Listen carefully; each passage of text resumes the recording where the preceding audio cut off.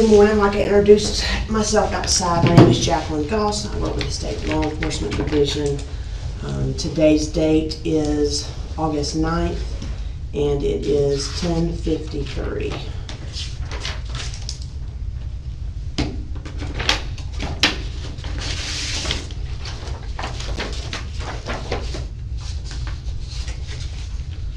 Got to go over some paperwork before we get started. I'm going to give you a form, and I will fill out the top portion. You'll see that there are boxes here on this form. I'm going to review this form with you. That is your form. On those boxes, as I read those statements there, just if you understand, put your initials in those boxes, okay? Yes, ma'am. I understand this is an investigation to determine whether any criminal laws have been violated. I understand and acknowledge that this is not an internal, administrative, or disciplinary inquiry. I understand and acknowledge that I have not been compelled or coerced to give a statement or answer any questions regarding this matter. I understand and acknowledge that my cooperation with this investigation is freely and voluntarily given.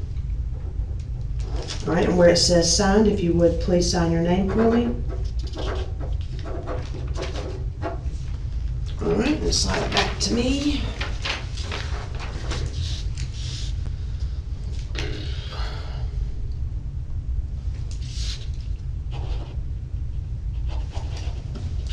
All right, if you would please tell me your first name. First name is James. And what's your middle name? Cameron. And last. Welsh. W-E-L-S-H. Do you go by, what do you go by? Cam. All right, Kim, what's your date of birth?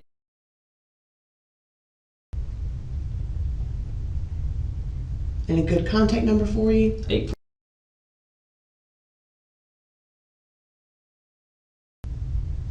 And what is your address?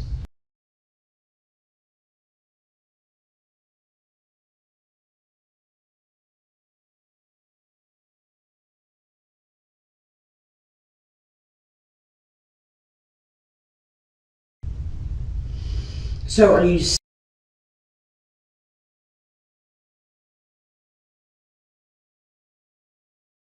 So I'm moving this weekend. The other address is 11.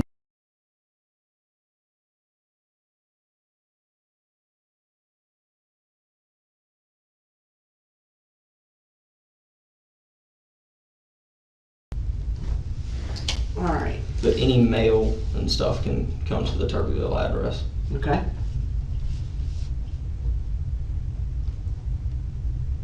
Who are you currently employed with? South Carolina Highway Patrol.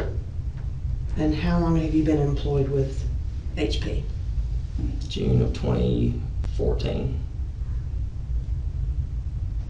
All right. And where are you currently assigned? Troop 1, Post A. That's the Sumter office that covers Sumter and Clarendon County.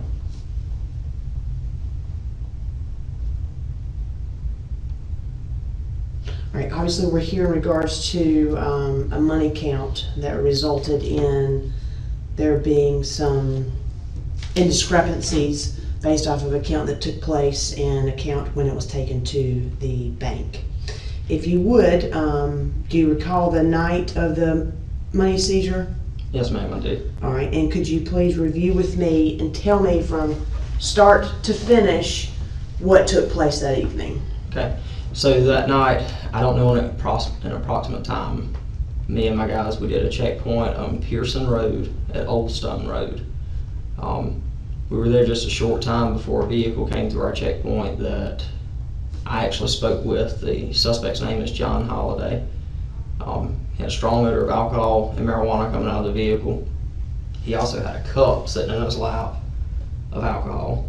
At that time, I flashed my flashlight at one of my guys to come. I got him out of the vehicle for him to come do a field sobriety test. Who was the guy that you flashed the light at? Trooper Will Baker, W.E. Baker.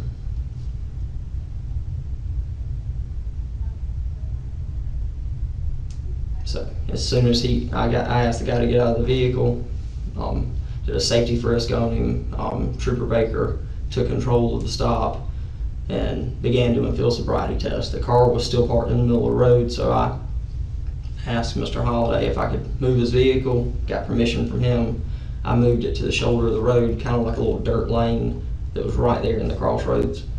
And at that time when I was moving the car in plain view, in the passenger seat I could see a plastic bag, kind of like a dark colored grocery bag type thing, with edibles in it. You could see they were individually packaged edibles. I don't know how many, can't remember how many it was, but it was a lot of them. So between that, the alcohol, and seeing the edibles, that gave us, probable cause to search the vehicle. Trooper Baker was doing field sobriety. I had another trooper that was still conducting the safety checkpoint, but we were all in proximity of each other, within 15, 20 foot of each other. Who was the other trooper? ZG Reichard. Last name is Rickard. You know his first name? Zachary. Okay. All right, so Zach's still over there doing a checkpoint? Yeah, Zach's still over there doing the checkpoint, still talking with some cars. And so at that point, I just kind of glanced over the vehicle as I was getting out. Could see in the back seat 2 large bags, so I figured, got a big bag of dope here, there might be 2 more big bags of dope. So I opened the back door. As soon as I looked in, I grabbed the first brown bag out and stuck it on the trunk of the car, and that's when I noticed it was full of money. I then looked at the second bag, which was a Super Mario Kart bag, and it was unzipped, just sitting there open. Looked in it, it had money. At that time, I radioed to Trooper Baker to go ahead and place Mr. Holliday under arrest, just cease his field sobriety test. We had bigger issues going on than DUI. And at that point, he went ahead and arrested him, read him his rights, put him in his car. Trooper Baker brought his car over to behind the suspect vehicle. At that time, we didn't touch anything, didn't touch the money, didn't touch the drugs anymore. Actually this time I notified Sumter County's narcotics via the radio. I called them over the radio, and they had 2 units that were on duty. And they responded, actually 3 of them responded out. And we sat there, kind of went back and forth. I offered them the case, told them, I said, hey, this is a local guy, he's got drugs, large sum of money, y'all can work this better than we can. And he made some phone calls and then told me that they couldn't take it. Who's he? Deputy Graham. Simeon Graham. Do you by chance know how to spell his first name? I don't. I know it's S-E-Y, I think. So Simeon Graham was one of the Sumter County narcotics? He is. He would have been the lead guy, the more senior guy. The other 2 were fairly new. Do you know who the other 2 were? I do. They were Brooke Bird, female, and Jeremy Shirley. All right. So after talking with them, they wanted to take it. I think they called their higher ups, and they didn't want to mess with it.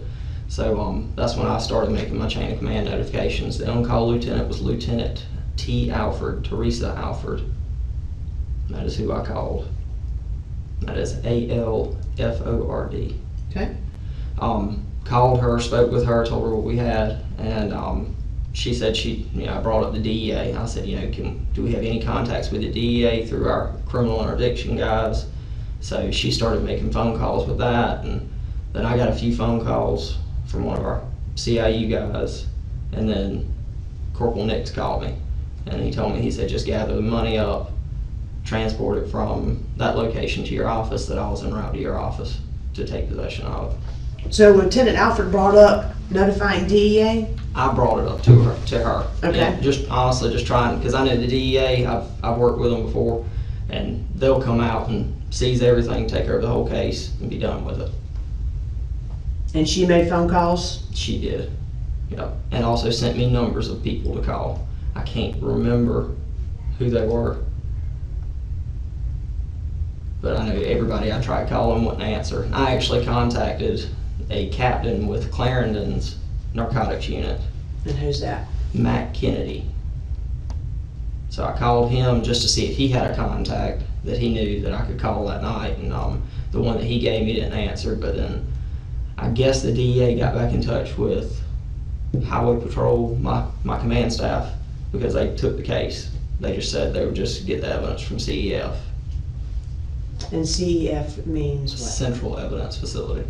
All right. That's who Matt works for, or Corporal Nix. All right, so Corporal Nix calls you, He calls me, yes ma'am. and then what does he tell you? He told me to gather up everything in my car and take it to the Post A offices in Sumter, Okay. that he'd be en route to it. You said that's Post A? Yep, Troop 1, Post A. Do you need the address for that? If you know it, that'd I be do. great. It's Okay. 520 South Pike, Pike, East, in Sumter, 29150. All right. So, So what items did you gather up? so I gathered drugs, that bag of marijuana edibles, 2 large bags of currency, and he had loose money that was in his center console, a decent amount. Nothing like what was in the bags. I took an evidence bag out of the trunk of my car, on camera. Well, here, let's go. Let's back up a little bit. So, Trooper Baker's car. I'm just trying to so you can look at this on video. You're fine. Yeah, Trooper Baker's car was behind the vehicle. Mhm. He went ahead. I instructed him to go ahead and get this guy to the jail. Go ahead and get him booked in. So as soon as he did that, I went and got in my car, and with my in-car camera going. As he's leaving, I pull my car in. That way, camera's always on the car. All right, so after Baker left, you pulled up behind My the suspect. camera's activated with everything going. So that's when we loaded the evidence. So all of that was on camera. Okay. I took the money out the center console, stuck in a sealed evidence bag, sealed it, and all of that went in my rear driver's passenger seat. Or, I'm sorry, rear driver's seat, like behind the driver's seat. And I did have my camera, we have in-car cameras, I had that activated too, the entirety. All right, so the edibles, what kind of bag were they in? They were in a big plastic bag, but then they were individually packaged Okay. inside of it. It was black packaging. They didn't have any writing on them, no nothing. The plastic bag that they were inside, what color was that plastic bag? It was dark colored, I think. Okay. All right, and then you said you had 2 large bags of money. Mm-hmm. One bag was in you said a Mario Kart bag. Like a book bag. Okay. It looked like a book bag, like a child's book bag. All right, and then you said the first bag of money you grabbed. Best way to describe that is a to-go bag from Olive Garden. You know, the big brown kind of rectangular bags. Right. Did it have Olive Garden on it, or is that just? I don't know. No, it didn't. I was just using that. That's the first thing that popped in mind when the lieutenant asked me what kind of bag it was when she was writing down details. So it was a brown paper bag. Brown paper bag. Okay. All right. So you took the drugs, the 2 large bags of money. You took the Mario Kart bag, right? Mm-hmm. And then the loose currency you found in the center console, you already bagged that up, put it in an evidence bag, and sealed it. Sealed it, and it went in the back of my car. Okay. So then you leave from your checkpoint. Leave from the And checkpoint. where do you go? So I notify dispatch that I'm leaving, give them my mileage, I transport the money. Do you need a turn by turn? No, just you left. Okay. You left from your checkpoint and you went where? Went to the Post A office. Straight to the Post A office without stopping. All right. When you get to Post A office, who's there? Nobody's there. I'm the first one to get there. As soon as I get there, I take all the money, all the evidence, and I go straight inside. And then Corporal Nix arrived a short time later. I don't know an exact time, but it wasn't long at all.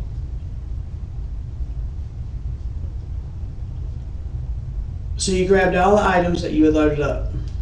Well, Drugs, 2 bags, and I'll- at least you thought. At We'll, least we'll I get thought. there. Okay. So you take it all inside. Mhm. What did you do with it once you got inside? Sat it on the kiosk. So we have our office is pretty big, and it has a big kiosk. It has files and has a little countertop.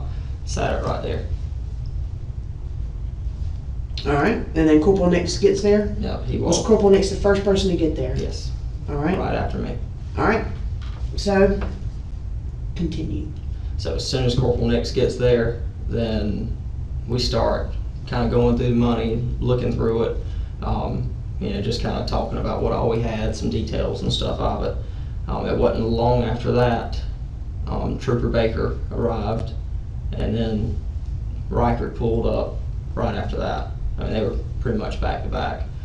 And from that point, we took all of the money. Of course, we had to stack it up and take a picture. Okay. Okay. Had to take a little trophy picture. Who took the picture? I took one, and I think the boys took one too. Who? My troopers. Oh, you said the boys? Is that what you said? Yeah, my guys. And because I actually still got the picture. Okay. So took that picture. As soon as that was done, then we got to work. We separated all the money because it was in like stacks, but the top, like, it wasn't all the same denomination. It was hundreds and some 50s, 20s, ones. So we started going through everything, all the stacks of money that were rubber band, and separating hundreds to 50s. That took a good while to get all that done. Then so Nix told us, he said we needed to count it first, then he was going to do the second count on it to confirm everything. So we started counting, me, Reichert, and Baker. I'm sorry. It's okay. We did the first count of it, for like when we did it all together. So like, I can't remember who did what, but let's say I took ones, I counted out all the ones, how many bills there were, wrote it on a sticky note, put it to the side. Took all the 50s, wrote it on a sticky note, put it to the side. As we got done with it, Corporal Nix would take it and just verify it.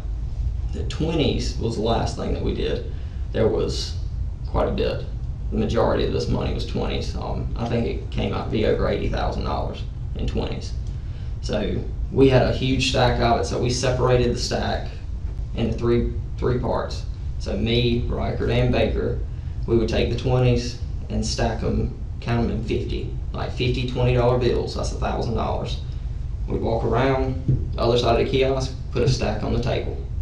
And so we just lined that entire table up. We actually ran out of room and went to another table, and every one of them was 50, so that way when we got done, we could go and count how many stacks we had, and that would tell us the total amount.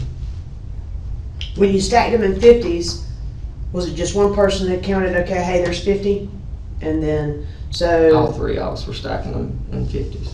All right, so your stacks of 50, did Baker and Reichert come back behind you and verify they were 50s? No, ma'am. And then when I say 50s, 50 count. 50 count, Yeah. yes ma'am, I got you. So no one checked whether or not those were accurate 50, No, ma'am. okay?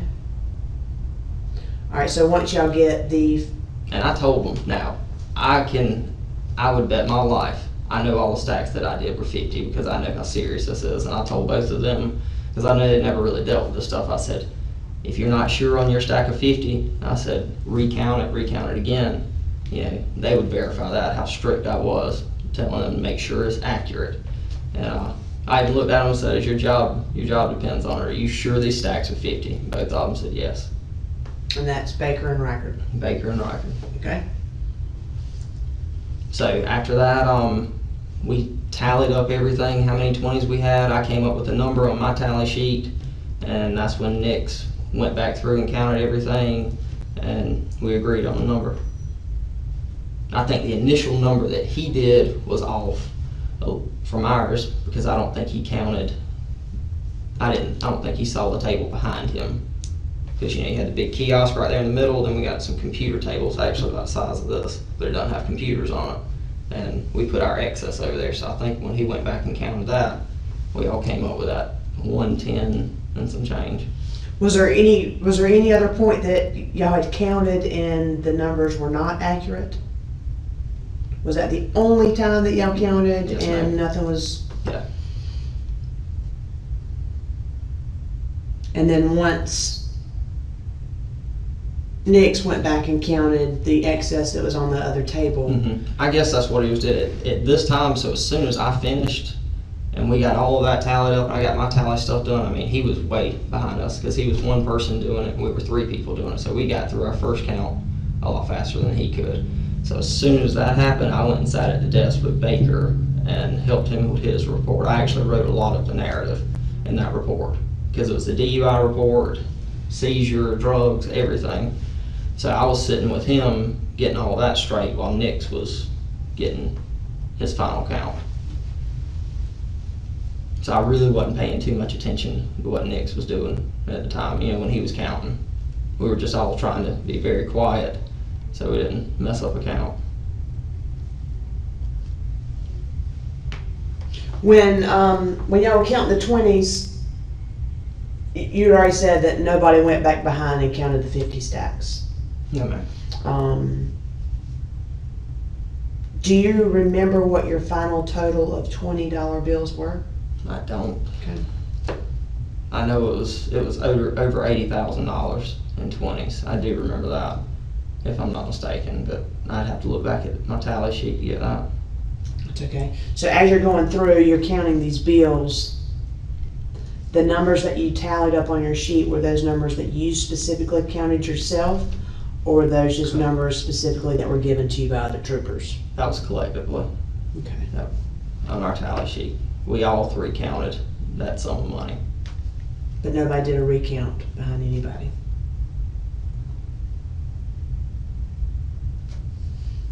All right, so once you finished filling out, you helped Baker with the report. Mm-hmm. What else did you do? So as soon as, so that report was a big deal because everything's electronic now. We don't do chain of custodies like handwritten anymore, so that had to be done before Matt or any of us could leave. So as soon as we got that done, then I called Sergeant DeBose, that's Jennifer Page DeBose. Woke her up because she's the evidence custodian. So I had to get her to, so when we submitted it, transfers it to post-haste evidence, which is she's in control of. Then she had to, I don't know much about the process. I guess she has to release it to CEF or send it to CEF so Matt could get a hold of that chain of custody. I don't know much about that. We just started this stuff. That's fine. All you know is you call Sergeant Page DeBose. Sergeant DeBose, yep. And she's the evidence custodian. That's right. Is she the evidence custodian for your troop? For just my office. Just your office. Yep, her and the first sergeant. We have 2 at each office, but she's primary.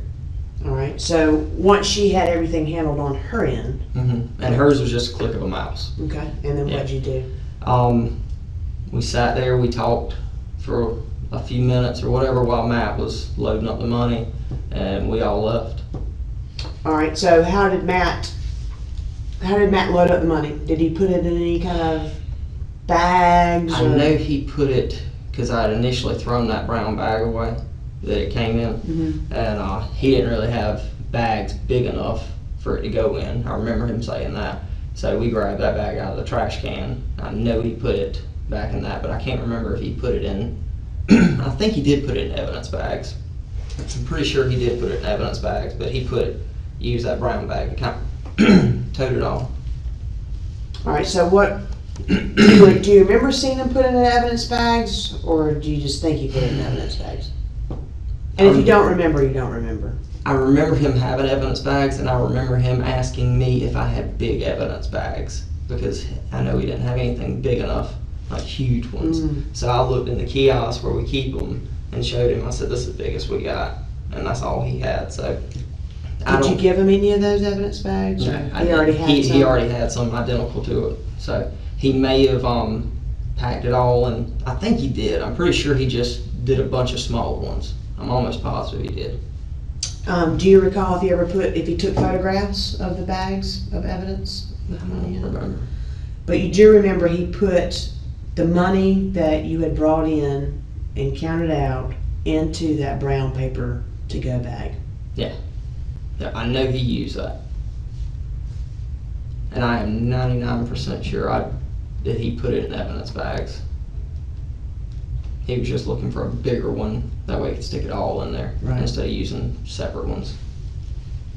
All right, so what happened after that? Well, a little bit ahead of that to get back to the drugs. The drugs were he didn't take those. They stayed at our office. They were put in the evidence locker. Okay. Like I said, after that was all over, we talked for a few minutes or whatever. We were all tired, about to fall asleep. I was supposed to get off at midnight. I was working a split shift, and this was early in the morning. What's your split shift? What hours does that? 12 to 12.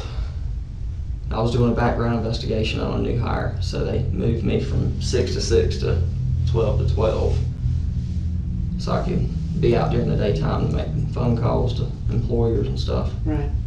But like I said, we talked for a minute and we all cleared up. I'm pretty sure Baker and Reichard left right with us too.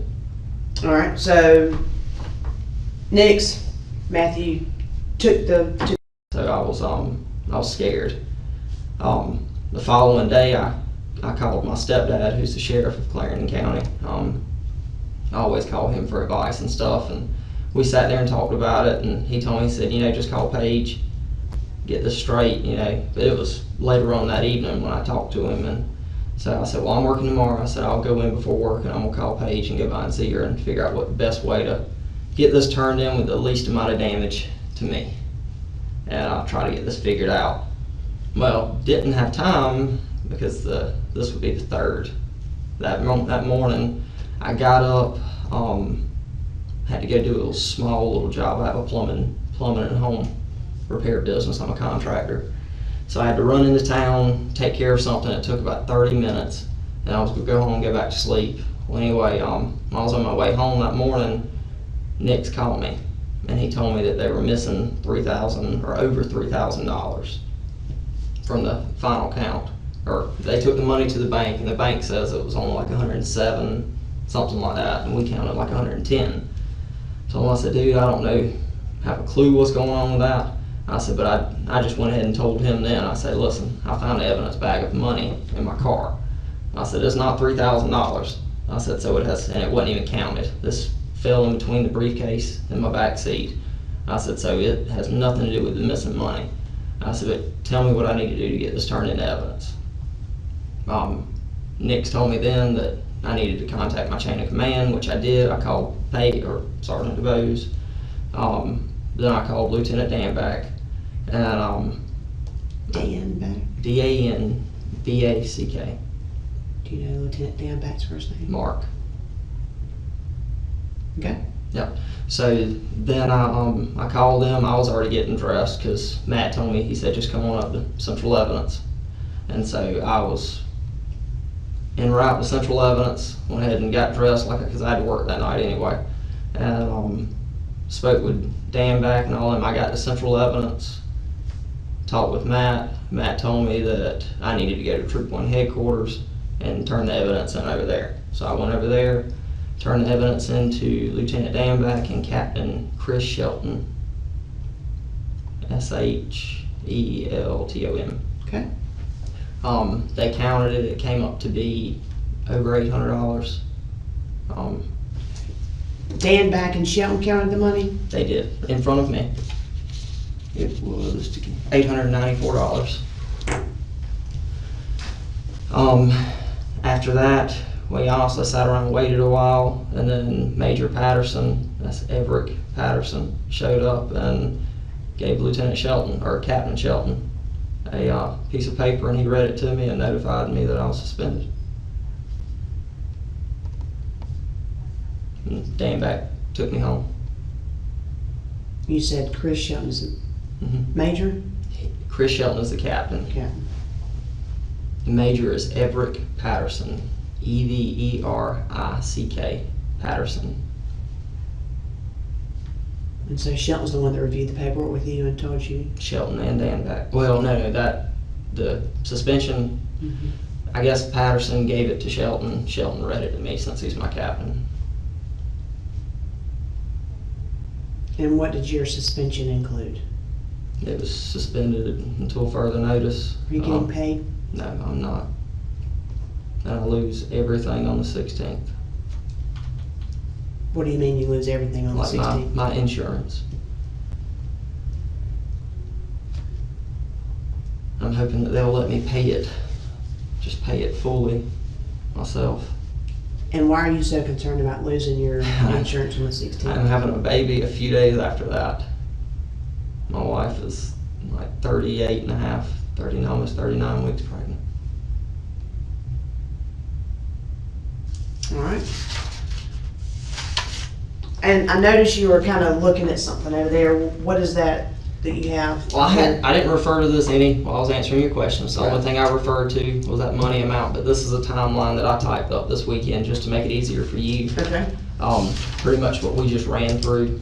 Everything that we just ran through is verbatim on this. That is everything that happened, every name, every person I talked to. Is that my copy? That is your copy. How many sheets are there? One or two? Two. Okay. If you would, at the bottom right, if you would just sign and date that you're giving me those copies. Okay. Please.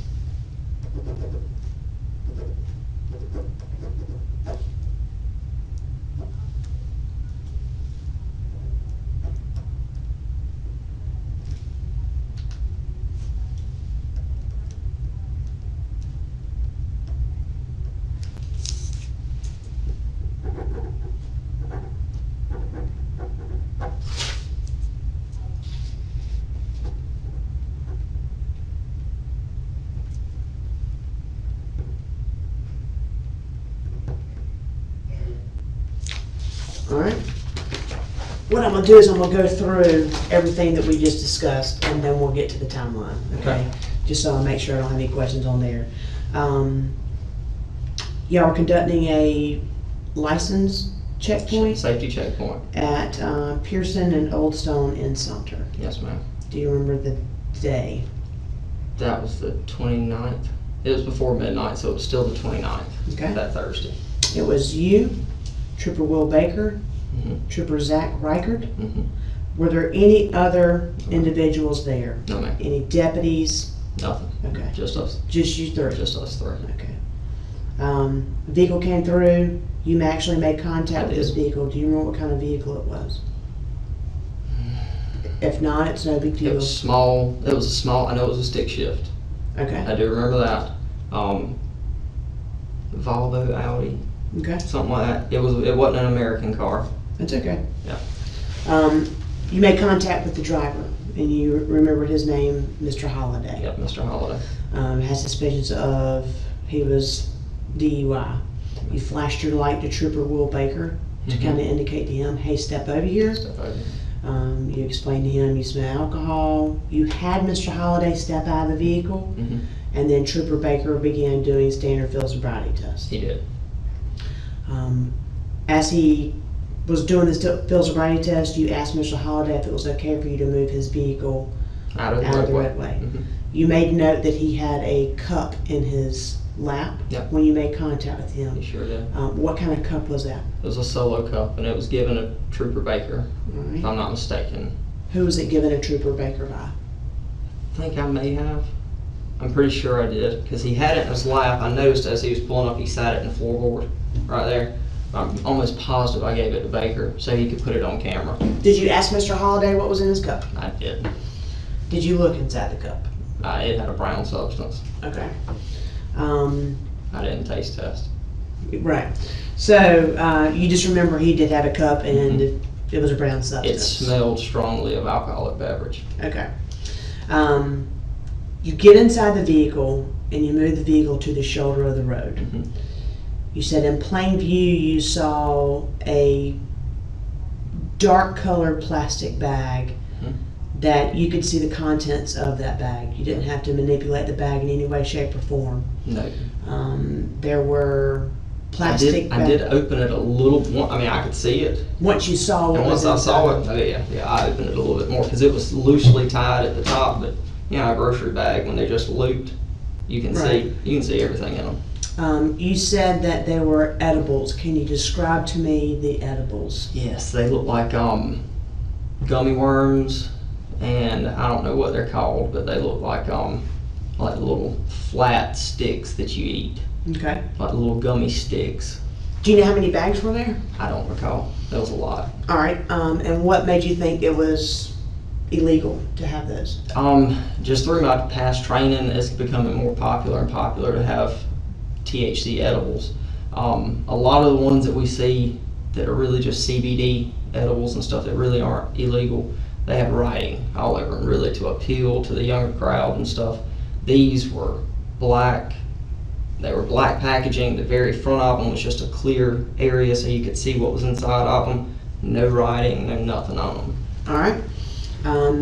So you move the vehicle over to the side, and you kind of look over your shoulder, and you see a Mario Kart book bag. Well, this was after I gotten out of the vehicle. Okay. So saw all this. Vehicle's kind of tight. I wasn't spending too much Right. in it. So saw that right there. As soon as I parked, put the emergency brake on. As I'm getting out, I'm kind of sitting with my hands on the center console, grabbing the drugs, and I do glance in the back seat, and I see 2 big bags. I'm like, got more dope. Right.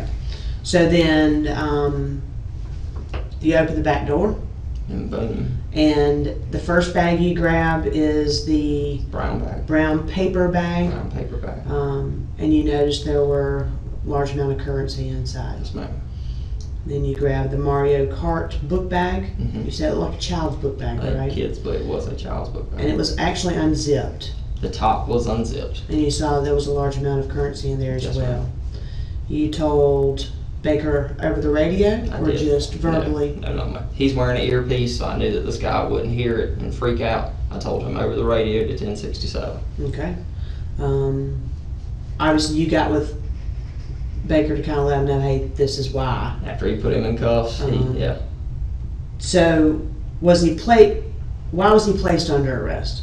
So at that point, he was going to jail for DUI, but they hadn't made it to that point for the arrest for that. But with me seeing the drugs and the amount of currency and my prior knowledge of distribution, PWID, and with having that amount of currency, it was definite he was going to jail. He was going to at least be charged with it. So, were cuffs initially placed on him for possession with intent to distribute, or was it for DUI?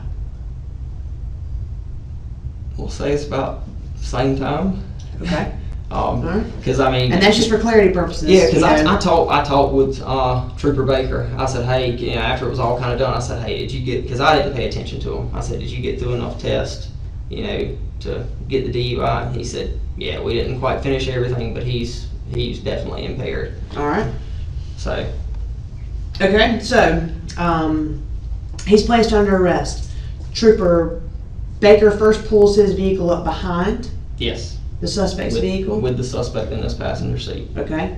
And then he decides to transport the individual. I advise him to go ahead and clear and go to the jail. And this is after Sumter County's arrived. Sumter Okay. County's already there.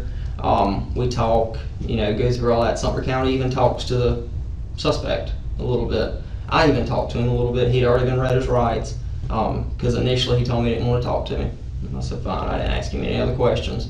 And then later on he wanted to talk because he actually made a comment. I asked him, I said, are you in the game? What's the deal with this money? And I said, I know what these edibles are. He said, I'm in it a little bit, in the game a little bit, but not too big. I said, well, how much money is it? Because when I told the county and told command when I made notification, I said, it was probably $200,000+. Because I didn't see all the 20s and 1s and small bills. All I saw was stacks of hundreds Right. from what I thought. And he told me, he said there's probably only 70, maybe $80,000 there. So he didn't make that comment. But that's about all the talking I did to him. I didn't talk to him much. He kept making a statement to me like his name can't get out. And I said, I don't have any control over that. I said, you got to go to jail tonight. Right. So, but I didn't talk to him much. Like I said, the narcotics guys from Sumter spoke to him a little bit, but I wasn't over there for that. That's okay. Yeah, whatever you can attest to. Mm-hmm. So the Sumter guys, you talked to him, you Mirandized him. He said he didn't want. Trooper Baker Mirandized him. Okay, Trooper Baker Mirandized him. He said he didn't want to talk. Later on, the Sumter guys talked to him, and he made the statement that he suspected there was probably $70,000 to $80,000 there. Trooper Baker was then informed, hey, go on and transfer him to the jail, put him on the Yep. breathalyzer. Get him on the DA. You pulled your vehicle up behind the suspect's vehicle As soon as he's with your leaving. camera running Yep. inside your vehicle. What was Trooper Reichert doing? Trooper Riker Donald's just kind of standing around. Okay. Yeah. Did y'all call a tow truck for Mr. So, Holliday's vehicle? Trooper Riker, when I gathered all the money and stuff, and I did photograph, so I did take pictures of the money and everything in the car before I took it. On scene? On scene, yes ma'am. So I did leave that out, I'm sorry. It's okay. Where are those photographs at now? They were on my work phone, but I've sent them to this phone also. All right. Yep, I can get you those pictures. So those were prior to you removing anything from the vehicle, you took pictures? Prior to me collecting it, because you know when I first searched it, I put the evidence on, I'm pretty sure the edibles I put on the roof, and the money I put on the trunk deck. So once I got to that point, I seized everything. You know, like I said, hoping Sumter County would take it. I didn't want to mess, if they wanted to take it, I didn't want to do anything with their evidence. So you didn't take pictures of where the gummies were or where the money was inside the vehicle. You just took a picture of it once you had placed it on the exterior of the vehicle. I don't remember. That's all right. We can verify yeah, that. we'll check that. All right, so photographs were taken. Reichard stays with the vehicle for the tow truck. Yep. And then you notified Lieutenant Teresa Alford. Mm-hmm.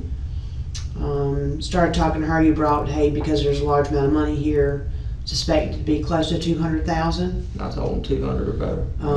You indicated, hey, might want to call DEA. Phone call started rolling. Captain Matthew Kennedy, did you talk to him? I talked to him on the phone. I did. I called him on the phone because, see, he has nothing to do with the case. He's just a good friend of mine that has been in this for a long time. And he's with Clarendon, right? He's with Clarendon. And so I called him just to see if he had some friends, some contacts with the DEA that he could put me in touch with.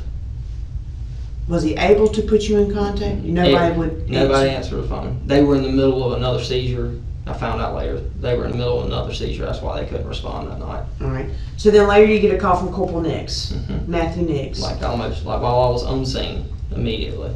So while you're still out there at Pearson and Old Stone. That's right. He tells you, gather up your things, meet me at Post A. Mm-hmm. And that's at the Sumter office, 520 South Pike East, right? Mm-hmm. All right. So you place everything in your vehicle. You said you had found some money in the center console. Yep. Did Mr. Holliday have any money on him? He did. All right.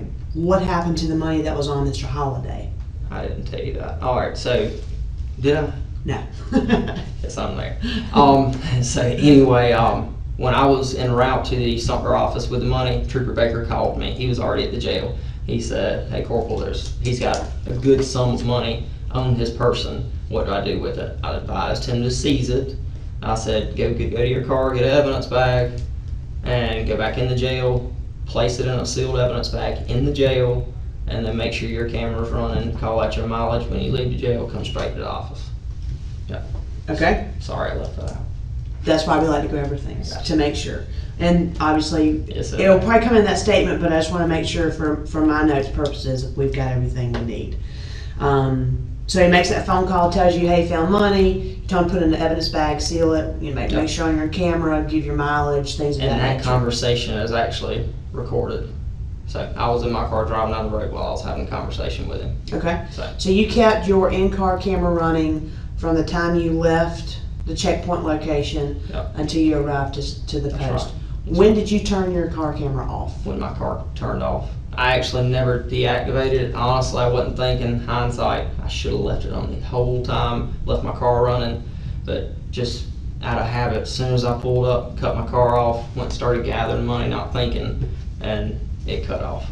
Okay. So it turns off when the car's cut Does off. it immediately turn off when the car turns off, or is there maybe I a don't- 30-second, I don't think, 60-second? I really don't know. I know it has to, it doesn't just bam, cut off. It's Right. kind of like a computer, it slowly shuts off. Okay. So it may have recorded me taking the money in.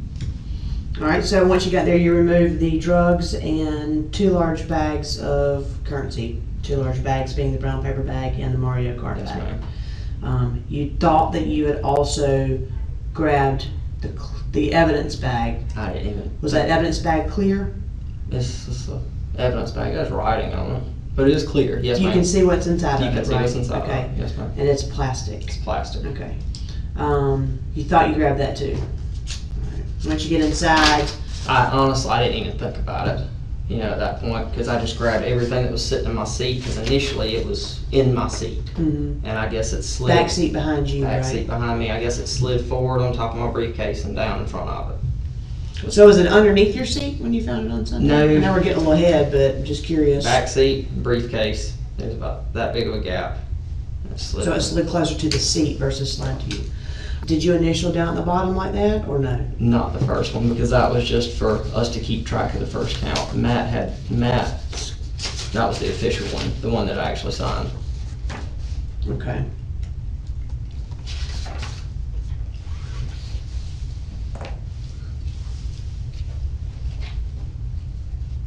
Matt was right about the chair, Yeah. because mine's gonna be circled. Yep, that's me. Okay.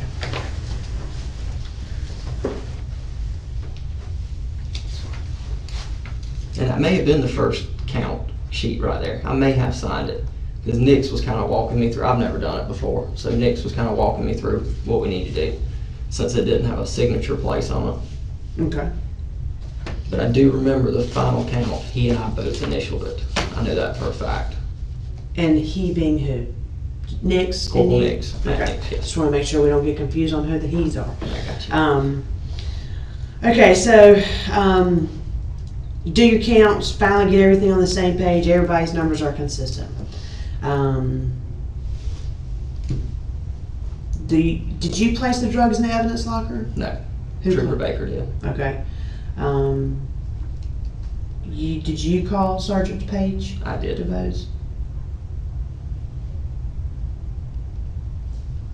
Told Sergeant DeVos, hey, listen, we got all our paperwork completed. We need you to go into the system to show that it's been dropped into evidence and is going to be transported to CEF. Yeah, that she needs to accept it in the post-A's digitally and then send it to, or release it, I guess, to CEF.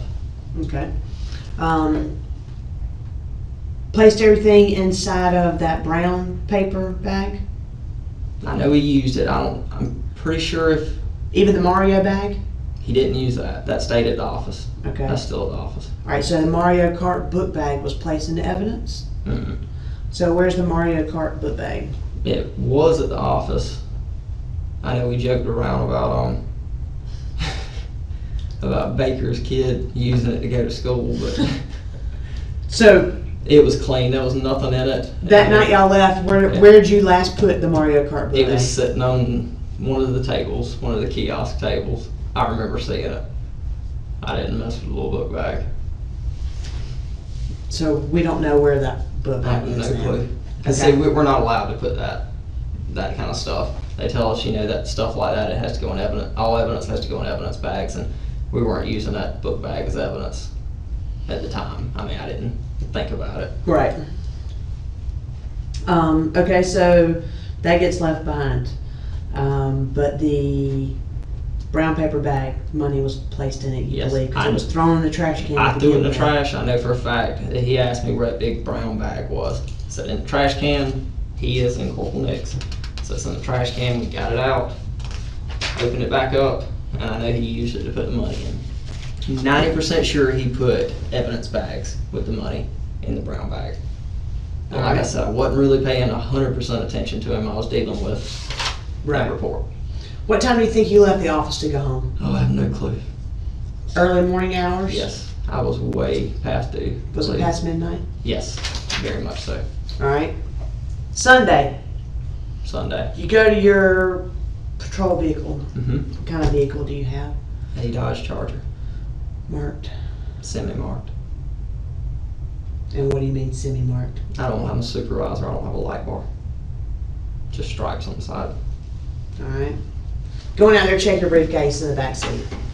Looking for a paper for one of your specific skills recertifications or seeing it lapse. Seeing one at lapsed, that's right. I was trying to figure out if my specific skills and if they did it at the same time. Right. Because I've got emails between me and the lieutenant, we're trying to figure it out. And I told her, because one's every 2 and one's every like 4 years. So I've got to go up to the academy and instruct Right. To keep your certification. That's right. Yeah. So I was trying to figure that out. My CADIS wasn't working, so I couldn't get on there and look. So I said, hell, I'm sorry. So I keep all my certificates in the briefcase for court, so I can present them as evidence. So I said, let me go out here and see if I printed this one out. So that's what I was looking for. So you go to move your briefcase and you realize, oh boy, there's a clear evidence bag that is sealed Let's see. with money in it. Yep. And this is about 10:30 at night. Mm-hmm. You said you had panic. You panicked, immediately panicked. I about threw up in my back seat. And about threw up Yeah. because you know how serious, you mentioned OPR, and for the record, will you say who OPR is? Office of Professional Responsibility. Okay. You have a fear because they always focus on mishandling of evidence. I didn't want to get demoted. That's all I can think about is they demote me over something. And You're a corporal, right? I am, and it's my fault. I should have been more thorough, and I'll take that hit. That's on me. But just panicked and just scared. The following day, you called your stepdad, who's a sheriff of Clarendon County, and for the record, will you state his name? Tim Baxley. And the sheriff told you, and he's your stepdad, told you, hey, just notify your supervisor. Yep. No, he in his exact words, hey, call Paige. Mhm. Paige will know what to do. Paige will be able to Right. get you on track. You did not call Paige. It was later that night. I don't like bothering her after she gets off because she's busy, she's working, she does a lot going on when she gets off. And I said, you know what, I'll talk to her tomorrow. I'll go into work early and I'll deal with it then. So Monday rolls around, you still didn't call Paige. No, this was Monday.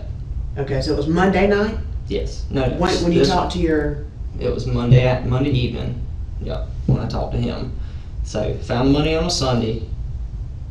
Following day you talked Stewed to on that thing all day long.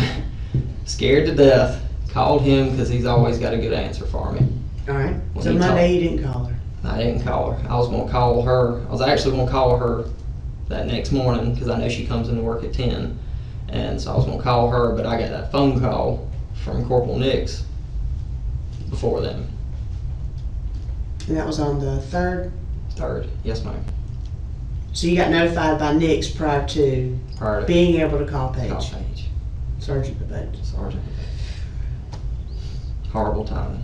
Nix tells you, hey, listen, missing over $3,000. No. Asked me if I had any idea why we're missing $3,000, and I was kind of at a loss. I said, dude, I have no clue. I said, our accounts were right. That's what we collectively came up with. That's what we all agreed on. We signed. I said, I have no clue what happened to it. The money that Baker brought from Sumter Jail to Post A, was that money included in that Yes. large currency count that y'all did? Yes. When he walked in, he sat it straight on top. What he sit straight on top? The money? The Or evidence and sealed evidence bag containing the currency, he put it right there with it. Okay. Yep. On that sealed evidence bag from the jail to Post A, do you remember seeing any writing on that sealed evidence bag? Okay. So that money that was found on Mr. Holliday was included into Yes, this it was. count? All right. So Nick, you and Nick are talking, you're like, I don't know. Then you say, hey, listen, by the way, I've got this going on. I did find some money in my backseat, Yeah, but sealed evidence it's bag. not a part of that total tally, so it has nothing to do with this missing $3,000. And Nick told you to notify chain of command. Yep. You talked to Lieutenant Danback, I talked to Paige first. Page, and then Danback, Yep. right? And then Dan back. So come on up here to CEF and let's get this thing situated. Yep. Danback and Shelton counted the money and it was $894. $894. And then Major Everett Patterson did some paperwork up on you, Yep. provided to Chris Shelton, and he read you were suspended. Yep. Did they tell you why you were being suspended? And just pending an investigation. Did you have any idea it was for the miscount, or was it for the money that was found in the backseat? Honestly, I really, it was all just like a punch in the chest with everything. I figured it was for the missing $3,000 because mishandling of evidence, they wouldn't have, I don't feel like they would have suspended me on the spot without pay. I mean, just in my opinion. And, you know, kind of talking and gathering with the lieutenant and the captain there, you know, because, I mean, I know them well. You know, I asked them, I said, you know, guys, what's the worst that's going to happen here? And none of them made any insight that I'm fixing to get suspended. Right. So I'm guessing the suspension without pay is until we get this resolved. All right. Instead of calling your stepdad, why didn't you call Paige on Monday? I don't know. Just freaked out. Just dumb on my part. Scared to death. Because now it looks like, Yeah, I oh know. look, hey look, Nick's brings it to your attention, and Right. you're like, oh yeah, by the way, Sunday night I found, you know, here we are 2 days later. No. So that's where there's a lot of concerns there. There's. So based off of this, we haven't been over your type statement yet. Did you take any of that money Out of. out of that seizure that y'all had? Absolutely. From the not. time you left that checkpoint to the time you went to post A, and from the time you were at post A by yourself, did you take any of that money? No, ma'am.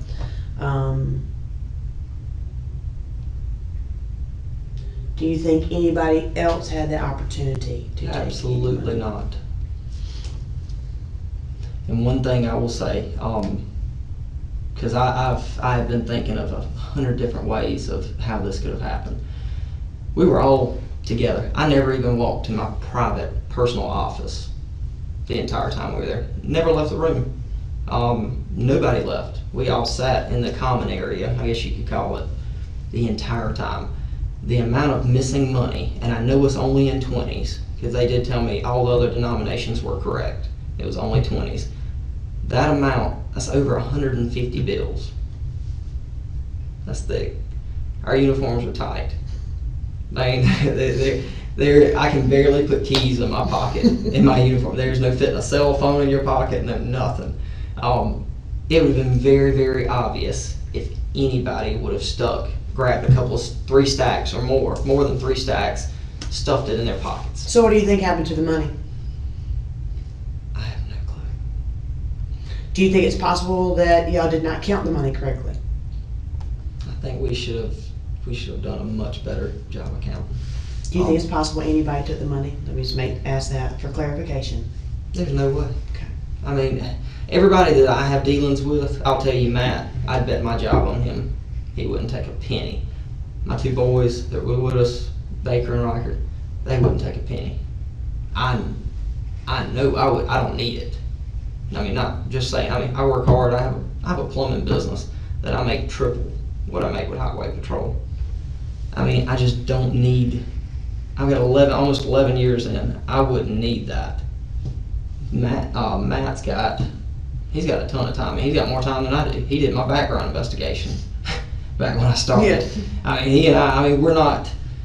I consider him a dear friend. I mean, we don't hang out socially. I only see him when we're in uniform. But I mean, he's a great guy.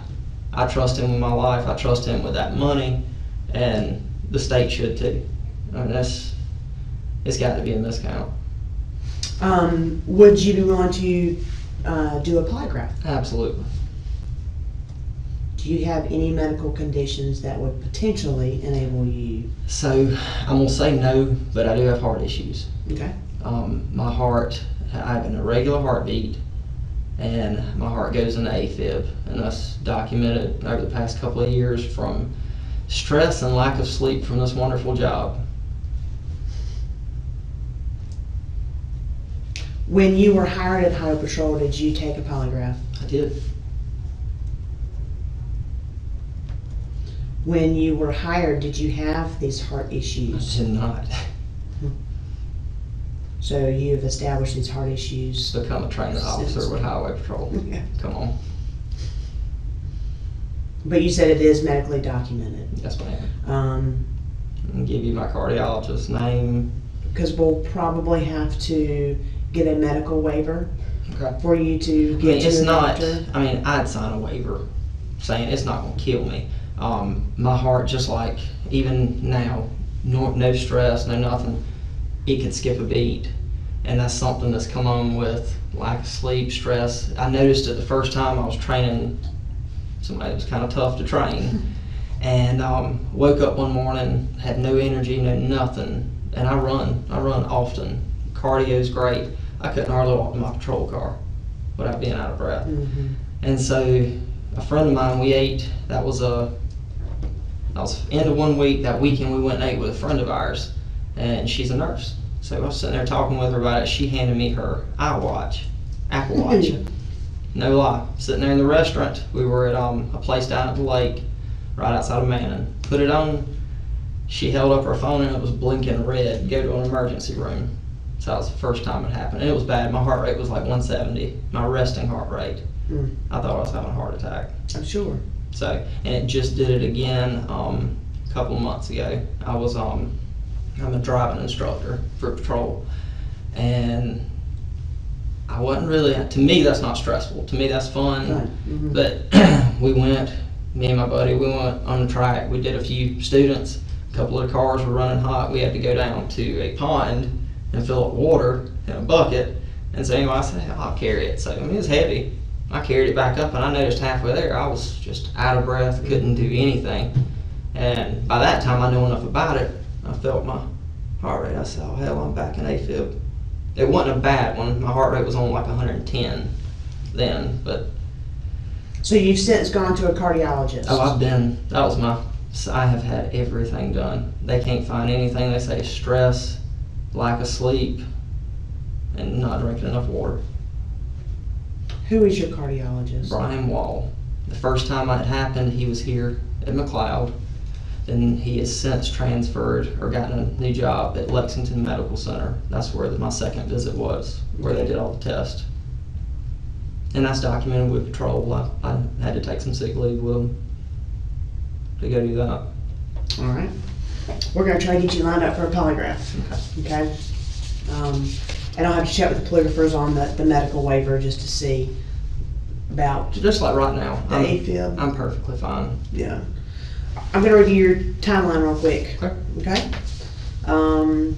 Checkpoint Pearson Road, Old Stone Road, Welsh, Reichard, Baker. Make contact Mr. Holliday. Suspected DUI. Corporal Welsh moved Mr. Holliday's vehicle to the shoulder of the roadway while Trooper Baker conducted field sobriety. Searched the vehicle due to an odor of alcohol. You made mention here and marijuana. Yes. So when did you recognize there was a smell of When marijuana? I was driving the car on the side of the road. Was any marijuana located?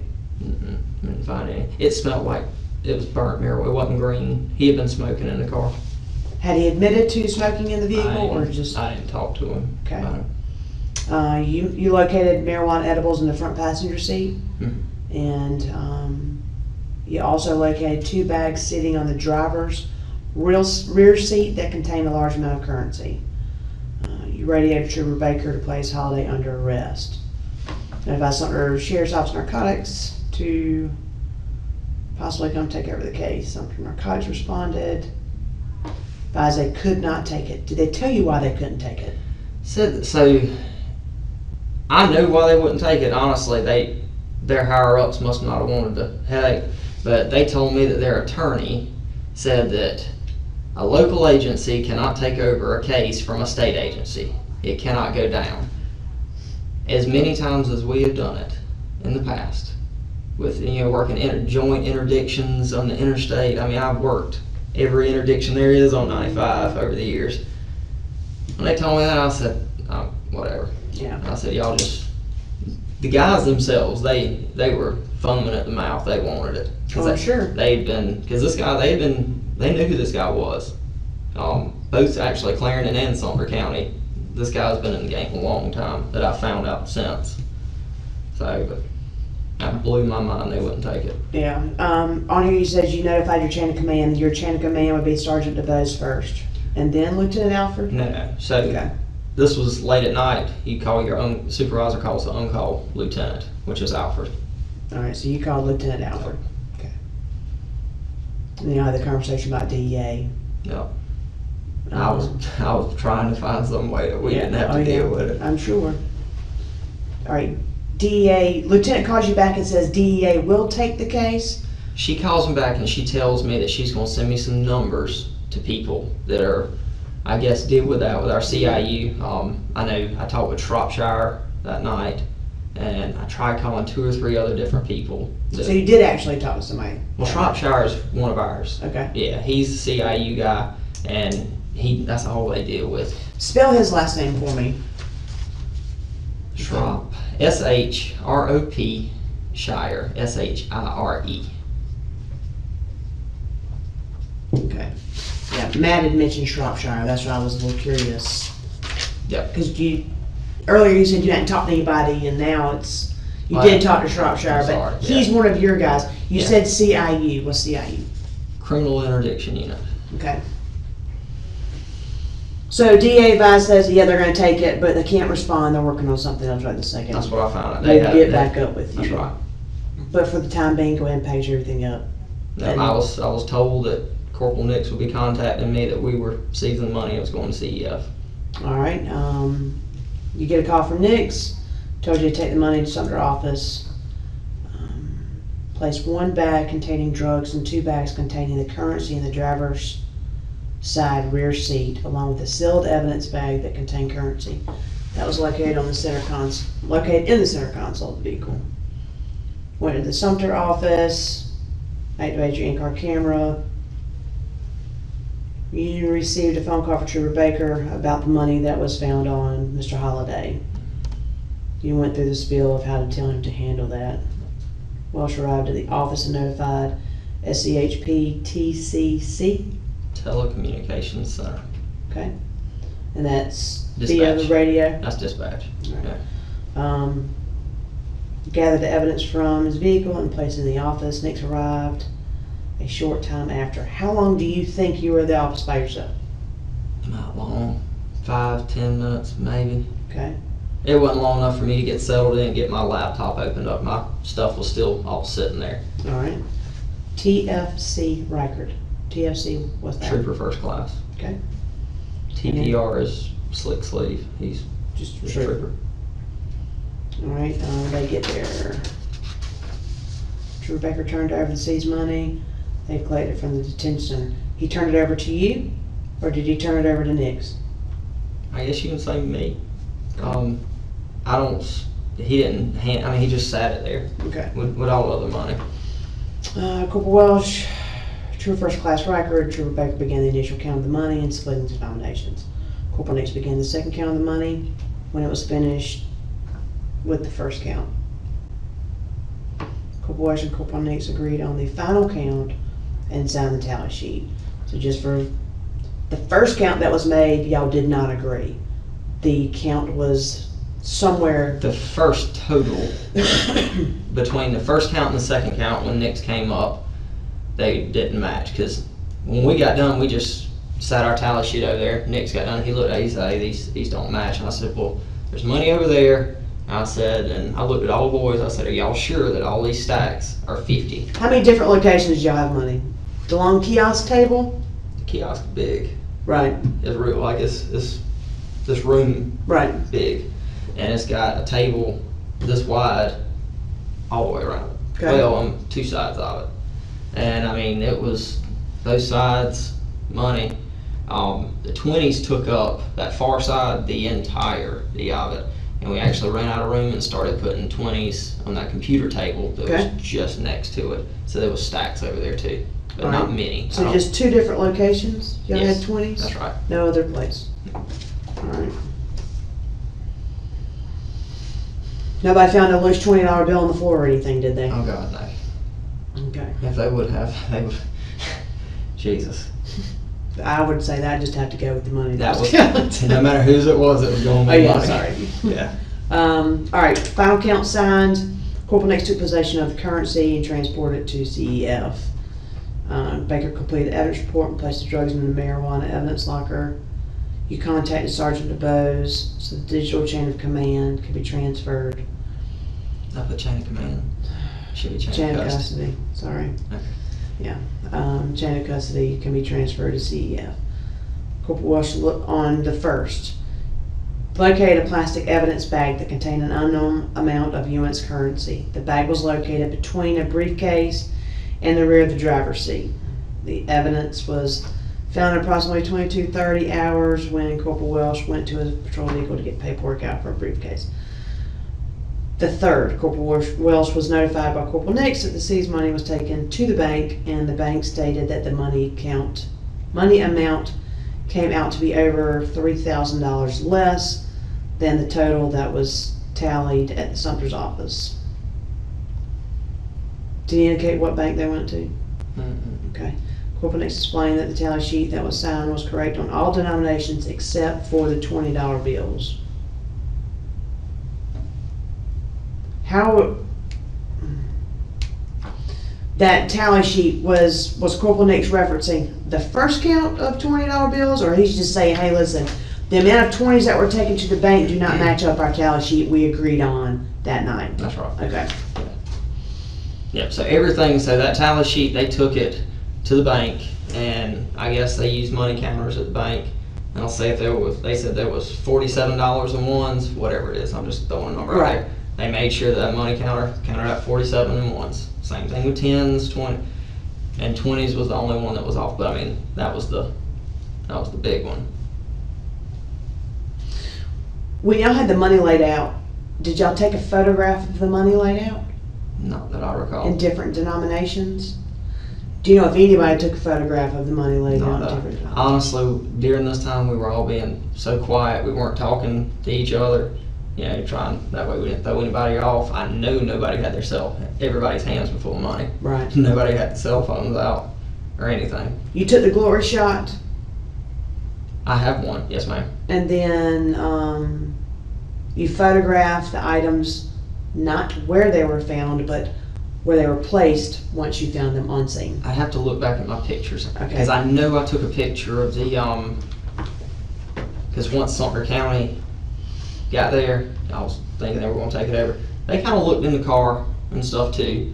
And when the supervisor told me they weren't taking it, one of the narcs was kind of, I mean, wasn't digging or anything, was kind of looking in or whatever. I said, hey, I said, make sure y'all don't touch anything. And I said, if y'all not taking the case, y'all just get out of the car. I said, I got to photograph it. I knew for a fact I photographed the money that's in the center console before. Okay. All right, let's see. Bring the money to the CEF. Took the money to the CEF. You're advised to tell to go to Troop 1. Transported evidence to Troop 1 and met with Captain Shelton and Lieutenant Danback. Opened the money, they counted it. 894. Major Patterson arrived. Told you were being suspended. Shelton advised you were being suspended without duty, without pay, until further notice. You turned all your stuff in? Everything. What about your uniforms at home? Did they get those too? Everything. So when They have suspended me as if, he said as if I was terminated. I don't have a single thing. Alright, transported you back home, and you gave your remaining stuff to Lieutenant Danback. Okay, I'm gonna check about the polygraph. Anything else you could think of y'all could have done differently at this point? Oh, good God. We don't have enough time for me to hindsight. But you do see that there are potential errors in what took place. The first thing that I should have done as a supervisor and looking out for my guys, I should have never let them in that office once I took that money once we got the money from Baker that was on his person. Me and Nick should have been the only two in there. That way they could nothing could ever be said about them. And I told them that, you know, just by speaking with them, because they're upset that they may be miscounted, and it's gotten me and Nick in trouble. There's a bunch of stuff. Honestly, in my opinion, that amount of money, I was supposed to get off at 12. I know that's no excuse, me being tired. We shouldn't be counting that amount of money by hand. I wish we had money counters. I mean, they're everywhere. I mean, you can get them cheap. And as far as my other stuff, that was just lapse of judgment on my part. Alright. And maybe also to recount and count and And recount count again? Yeah. Yeah.